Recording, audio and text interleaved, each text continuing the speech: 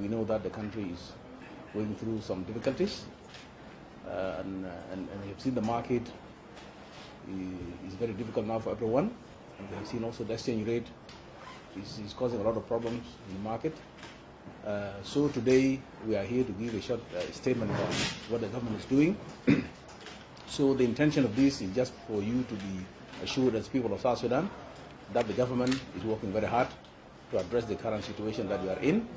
Although we know that this challenge has been there for a long time, but of course for us also to address it quickly would not be easy, but rest assured that we are working very hard through the Ministry of Finance and Planning, and that's why it's good for the people to know that what we have done today is to work very hard with the relevant institutions like NRA, and then of course Central Bank of South Sudan, and then of course the Ministry of Finance as well, and Ministry of Petroleum, to make sure that we at least avail some resources for us to arrest the situation. And as we speak today, we just actually arrived. We were on a trip trying to help the situation by knocking doors and getting some quick support to the government so that we are able to move. And we know that the situation has been exacerbated by the situation in Sudan. As all of you know, that South Sudan depends on oil, 90% or more, and the oil is not flowing in some of the fields that are so critical for South Sudan.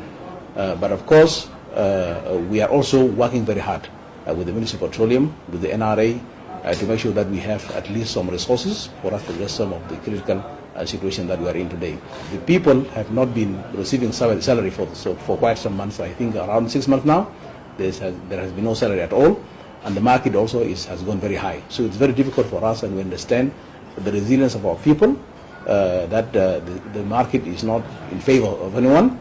But of course, for us, we have been tasked with this responsibility at this critical time, and we are not sleeping. We are making every effort to at least get something to our people, and that's why we have started already to work with the ministry, with the Central Bank of South Sudan and the Ministry of Finance to release a salary at least of 1 month, and then we'll also work very hard to make sure that we also get other salaries that are not there. It's not going to be easy for us to get this in, but through the efforts, collective efforts of all the relevant institutions, that we get this salary out, at least for us to reduce the situation or the tension that people are in today. The pressure is so high, and we expect that even if we get this small salary, it's not going to do anything, but it's better than nothing. For us to be rest assured that we're working also to address even the market. And the central bank also will be giving a statement on that intervention, because market intervention is very key at this time, so that we are able to arrest the prices in the market and at least to address the issue of the high dollar rates compared to South Sudan, because the pound is losing value, and we don't want to continue doing that. So we'll get also this report, and within few days, I think you'll get some results in the market. And as we do this, we are not going to sleep. We know that South Sudan economy depends on oil, and for us to depend on oil for a long time will not help us. And for that reason, this time around, we wanted to work on other fronts, but this will not give us quick results.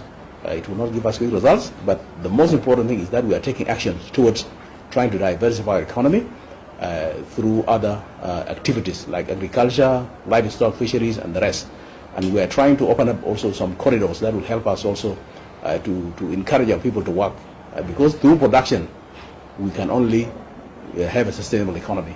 But an economy that depends on oil alone cannot help us as a country, and therefore we want to reassure our people that the government is working and everybody is working, and we want to encourage you, especially this year, that let us go and work very hard. And all the difficulties that we are facing, I think, will be addressed as well, especially in terms of connectivity, and of course in terms of sometimes the fuel that the farmers will need. These are the issues that we will address in the due time, in the due course. And this is the message I wanted to pass to you today.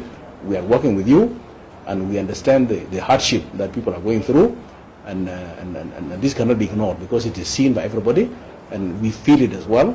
And this is the reason we are calling you today, for you to disseminate the same message to our people, message of hope. And of course, we also appreciate their resilience because they have been patient for a long time, and we want to work very hard also to make sure that we reduce, the situation into a normal situation that people will be happy, at least in the long run. This is not easy. It requires patience. It requires also people to be patient, and then people also to work very hard. And especially around Juba and other places in Upper Nile and Bahar Ghazal, we wanted to work very hard this year. The issues of Sudan will perhaps take a long time. We don't even know. So we should not continue to rely on those. We have to rely on ourselves this time. We need to tighten our belt and optimize every expenses that we are doing. If any necessary, if there is any necessary item that we are used to buy, then we have to stop buying those things so that we are able to get all the critical material that will help us as a people of South Sudan, so that we exercise this caution.